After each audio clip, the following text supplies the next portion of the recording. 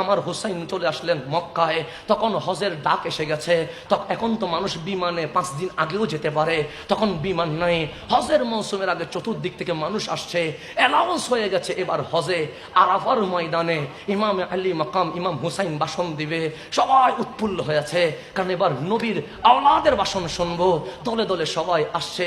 আমার হুসাইন আওলাদ নিয়ে গাড়ির ঘোড়ার উপর উঠে গেছে।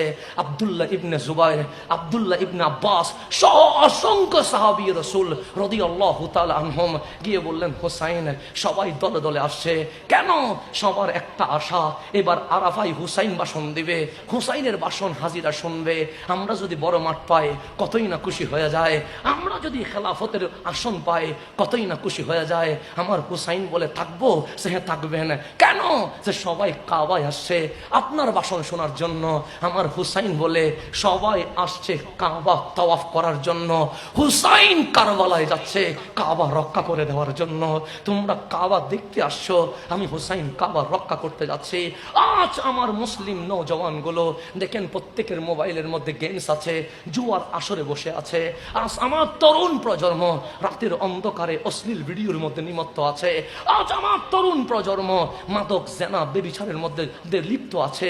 যেই হুসাইন জেনার বিরুদ্ধে দাঁড়িয়েছে, যেই হুসাইন মাদকের বিরুদ্ধে দাঁড়িয়েছে, যেই হুসাইন কামলিওয়ালা নবীর পক্ষে দাঁড়িয়েছে, আজ সেই হুসাইনের উত্তরসূরিরা হুসাইনের আদর্শ ছেড়ে দিয়ে আজ মোবাইলে আসক্ত হয়ে গেছে, সিনেমার টিভির পর্দার সামনে আসক্ত হয়ে গেছে, বিদেশি সংস্কৃতির সামনে আসক্ত হয়ে গেছে। আমার হুসাইন বলছে, সবাই আসছে কাবা দেখার জন্য, আমি যাচ্ছি কাবা রক্ষা করার জন্য।